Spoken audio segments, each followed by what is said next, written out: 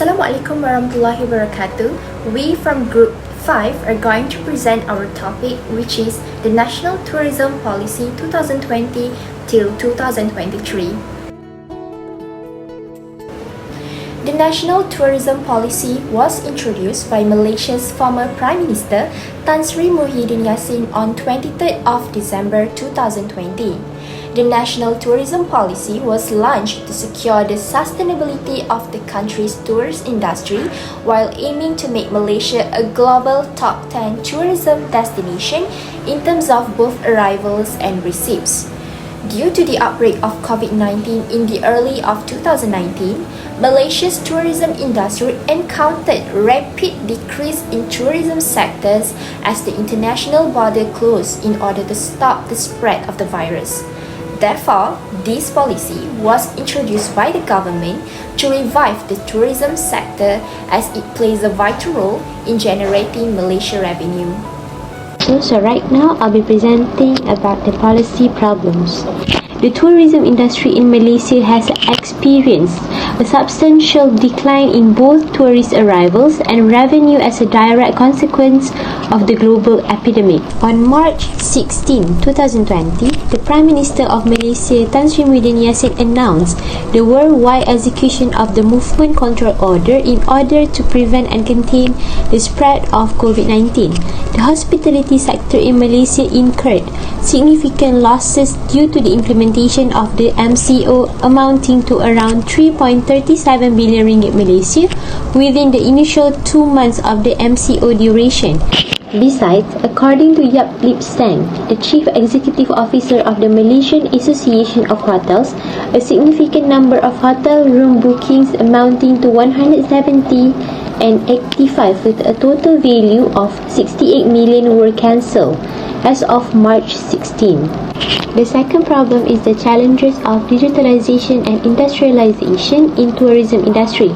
An increasing number of hotels are making the switch to smart hotels and enhancing their infrastructure with contactless payment, check-in and check-out processes, as well as the use of robots for housekeeping and delivery. Tourism Malaysia introduced the Malaysia Smart Tourism 4.0 program on April 5, 2018, with the objective of elevating the tourism business by capitalizing on the prospects presented in the digital era. The implementation of smart tourism in Malaysia appears to be inadequate since the country continues to heavily rely on conventional marketing and promotional strategies. Consequently, Malaysia lags behind other Asian nations such as China in this matter. Furthermore, frequent concerns have been expressed regarding the security, reliability and legitimacy of the digital mobile application system in the tourism industry. Last but not least, low quality in hospitality in tourism industry led to this implementation of this NTP. In order to offer best services to the tourists, the administration of a hotel must follow the international standards. However, despite the hotel's effort to meet the Malaysia industry standards, it continues to receive complaints regarding the quality of its services. The low quality in hospitality issues can be seen through the perception and service quality specification in management. The presence of this gap inside service organizations can be attributed to the insufficient dedication of management towards service quality as well as inadequate service provision and leadership. Another contributing factor to this issue is the insufficient implementation of comprehensive market research and the absence of effective upward communication channels. Meanwhile, in service quality, the issue is related to the specification and service delivery. The performance of service providers or employees does not meet the expectations set by management. The presence of ineffective recruitment practices, along with the lack of appropriate incentives and motives, can be attributed to this issue. And that is all from me, and I'll pass to the next presenter. Thank you. Next, the objectives and strategies of the policy. The first objective is to strengthen the governance capacity by improving the delivery of competitive tourism products and memorable tourist experiences. This is because it can affect the development of tourism directly or indirectly by strengthening the coordination and governance capacity of more than 40 government agencies. This objective is actually about the process of transforming the governance ability of Malaysia tourism-related agencies in capitalizing on their tourism main skills. Good governance is essential for sustainable tourism. Do you guys know what sustainability of tourism? It can be defined as a type of tourism that consists of a plethora of beneficial impacts. For example, the effort of Malaysia's tourism industry to enhance memorable tourist experiences can be found in the renovation of heritage sites like Penang's Georgetown, where the historical architecture and cultural attractions have been preserved and revitalized to supply unique and memorable experiences for tourists. For instance, the Penang Peranakan Mansion illustrates the uniqueness of Peranakan's cultural heritage. Besides that, there is a strategy that was implemented for attaining this objective, such as this policy focuses on strengthening the high level of coordination in order to drive its implementation. This is because effective coordination can prevent conflicts and enhance harmony within the organization. The importance lies in the ability to ensure that various departments and agencies work together towards common goals. Thus, this proves that when there is more integration in the way different functions are performed, there is a greater level of coordination. There are some tactics done in order to ensure this strategy consistently moves towards attaining its goal. Firstly, the tactic of establishing a National Tourism Council (NTC). It is previously known as the Malaysian Tourism Council as the umbrella group that serves Malaysia's broad tourist industry and is home to top travel associations, destination marketing companies and regional groups. Nevertheless, this tactic did not succeed due to the deregistration of NTC by the Registrar of Societies (ROS). Secondly, the tactic of strengthening the Ministry of Tourism, Arts and Cultures (MOTAC) authority in tourism planning and destination management. For example, MOTAC's authority includes the action of promoting cultural items and initiatives and tourism in order to fortify national identity. Other than that, the second objective is to create a pro-investment environment besides sending the right signal to international and homegrown investors. What is pro-investment environment? Pro-investment environment refers to a circumstance that draws and promotes investment in the country. It is important since it can bring in the necessary funds to develop innovative tourism products and services. This shows that this can drive the economic growth and create job opportunities of the nation. For example, the initiation of projects like Iskandar Malaysia project in Johor had attracted substantial foreign and domestic investments. In order to achieve this objective, the strategy of creating special tourism investment zone as SITI is a must due to some tactics that were implemented. Firstly, the first tactic of achieving this strategy is spearhead tourism innovation through public-private partnerships (PPP). PPP refers to a type of public-private partnership wherein the private sector establishes, finances and oversees a stand-alone company to develop a resource or offer services to the public and government. Secondly, the tactic to facilitate investment, targeted businesses facilitation measures are also being put in place. For example, by providing flagship matching grants for innovative tourism projects such as Galakan Melancong Malaysia Gamelan. Gamelan is a support facility in the form of a grant that can be reimbursed to promote tourism in Malaysia with the aim of reviving domestic travel and boosting national income. Moreover, the third objective of this policy is to provide the necessary tools for the tourism industry to be internationally connected, perform rigorous data analytics of tourism futures, and shorten the supply chain. This is due to the fact that it can embrace the whole spectrum of digitalization by embarking on a comprehensive journey in transforming Malaysia's tourism industry towards smart tourism. The digitalization indicates the existence of technology development that can strengthen the industry's network yet allow the new innovative subsectors within the tourism sector, which will then formulate more business and employment opportunities. This shows that the technology-centered tourism development is encouraged in the nation. Last but not least, the strategy of this objective is embracing the smart tourism. What is smart tourism? Smart tourism is a location that uses ICT-based solutions to make tourism and hospitality products, services, venues and experiences more accessible.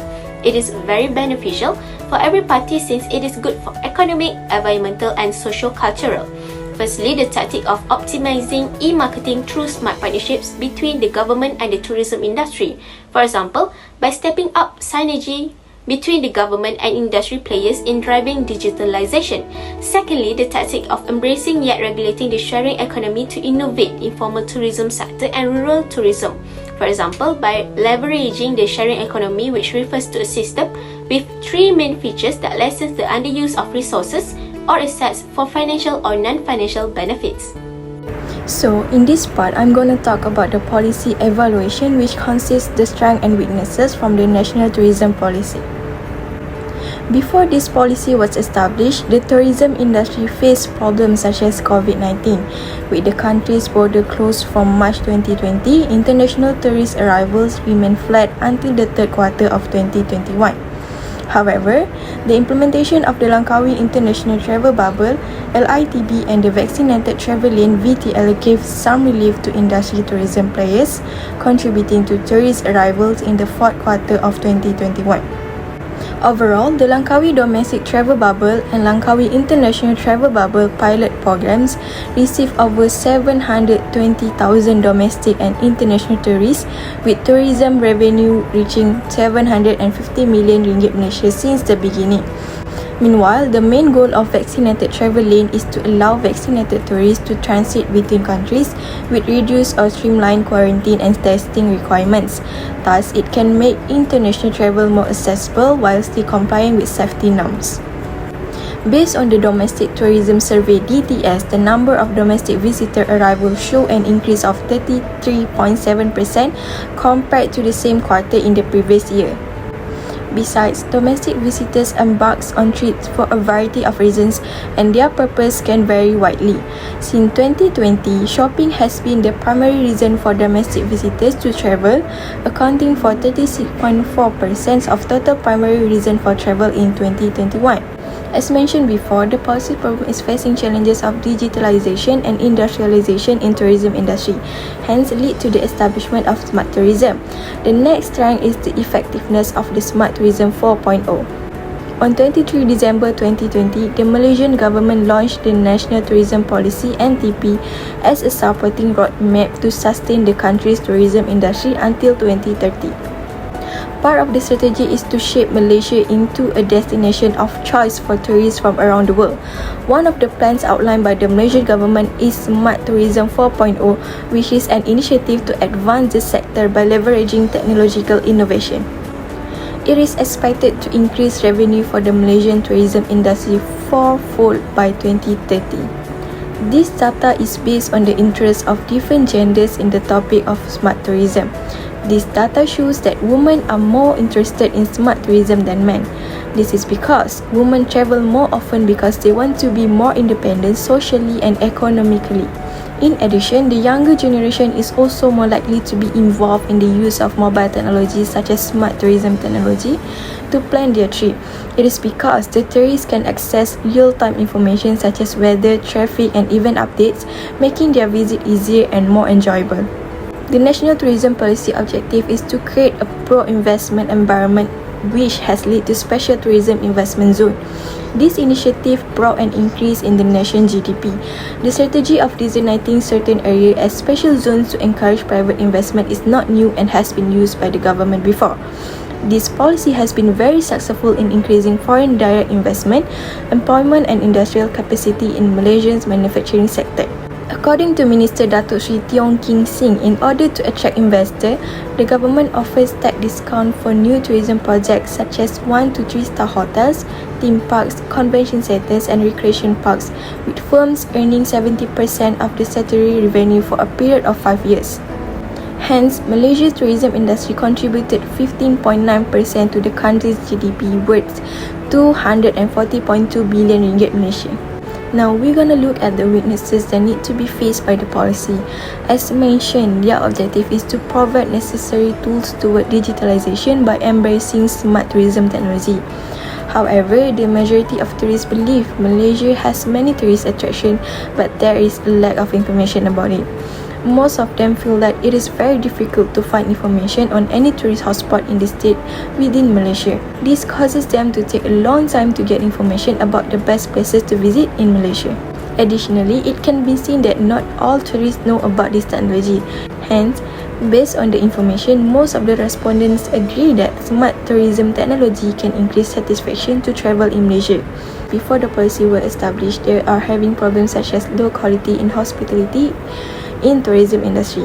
However, the low quality and hospitality issue still become one of the main problem faced in the tourism industry. It is because the shortage of skilled workers in the hospitality sector is hitting the tourism sector at a time when it is seeing an increase in business and threatens to worsen towards the end of the year. Meanwhile, the Malaysian Association of Hotels MAH wants the government to expedite approvals for foreign worker applications to meet the urgent need for manpower in the hospitality sector. It should not happen because the hoteliers should prioritize recruiting Malaysian instead of resorting to a quick fix solution by opting for a foreign workforce to address staff shortage in the hospitality industry. Besides that, the Malaysians should be given priority in this issue since Malaysians' unemployment rate rose to 4.9% in January compared with 4.8% in December. Many hospitality graduates are no longer confident of working in this sector since COVID-19 caused many workers to be laid off and hotels had to close due to incurring losses. Therefore, if this situation is not addressed immediately, it will cause a great loss in the hospitality sector not only in this state but the entire country when we do not have young people to inherit this career. So the third weaknesses is the revocation of the National Tourism Council. As you know, the National Tourism Policy aims to strengthen governance capacity by improving the delivery of competitive tourism products and unforgettable tourist experience. So this objective is achieved by establishing a high level of coordination to drive its implementation. In addition, the high level of coordination in tourism in Malaysia involves cooperation among various stakeholders to ensure the smooth and successful operation of the tourism sector. The strategy for this objective is to establish the National Tourism Council (NTC), which has given many benefits in strengthening the high level of coordination in the organisation. However, this establishment or strategy for the NTC, or known as Malaysia Tourism Council (MTC), is not successful as it has been revoked by the Registrar of Society (RS). According to MTC, this revocation is due to the work of certain parties with ill intentions despite its attempts to work with all members.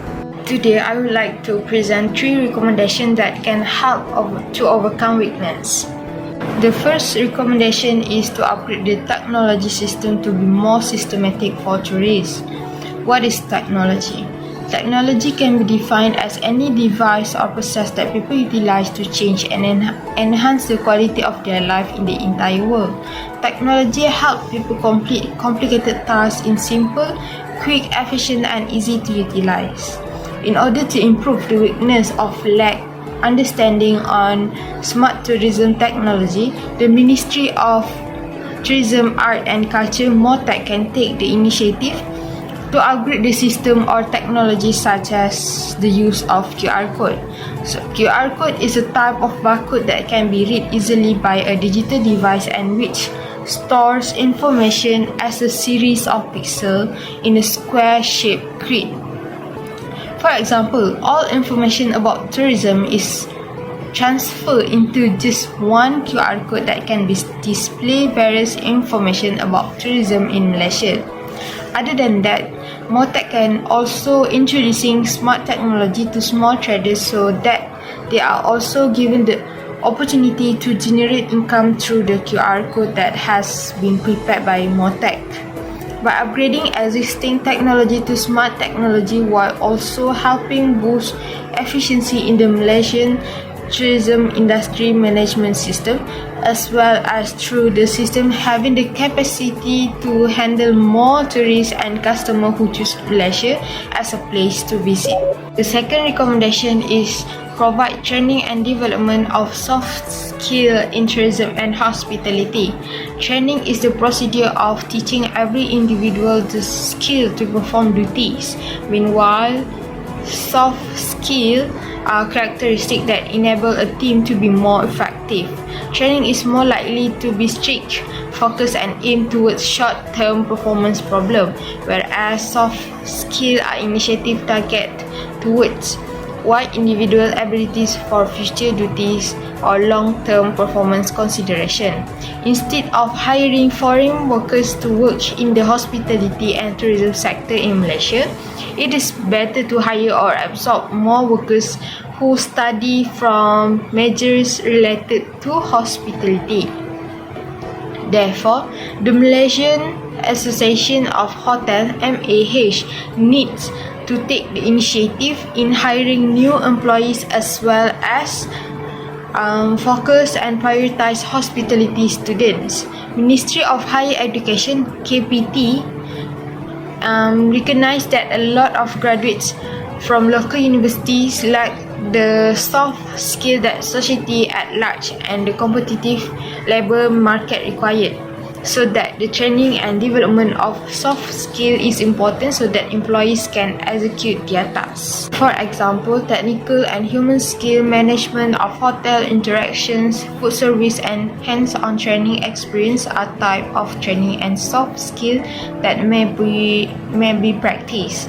Other than that, the salary rate and working hours also need to be emphasized so that people are willingly to work in this industry. Malaysian Association Hotel should examine the wage rate that is suitable for the workload in the tourism and hospitality sector and make great effort to send their employees for training and skill development. Lastly, the government can be more strict in monitoring officers in the tourism industry in order to improve the weaknesses flowing to case of the cancellation of the National Tourism Council. It is by monitoring officials in an organization before they are given the great responsibility of holding any position. For example, employees have to do some tests like psychometric tests that must be done more strictly and must comply with the standards that have been set. If human resource management hires employees only based on the employee's service record alone, it's not enough to evaluate the employee. Furthermore, employees need to be reminded to not normalize acts of breach of trust or giving bribes. This is because high quality staff or civil servants are an important asset to the success of an organization. Furthermore, the government can also tight policies that emphasize workplace misconduct as corruption. Therefore, trustworthiness and credibility is needed in every worker because everything that we do affect the entire company. In these 3 years after the outbreak of the COVID-19, the National Tourism Policy plays a vital role in recovering the tourism industry in our country, as it has been negatively affected by the pandemic. Based on our analysis that has been conducted, we can conclude that this policy has been a great success in increasing the numbers of tourists visiting our country. This can be seen in the numbers of tourists who visited in 2020, which only 4.3 million tourists visited compared to 26.1 million in 2019. However, when the government of Malaysia launched this national tourism policy, the numbers of tourists visiting rapidly increased, and it showed that this policy was a success. Therefore, the national tourism policy must continue to be pursued as it becomes a major factor to the overall economic growth of the country. As well as that, it will be great if the government can make some modification of the policy. This modification can be made by reviewing the current policy and analyzing how it affects the industry. The government can improve some aspects which may not really benefit the industry, thus making some changes to it.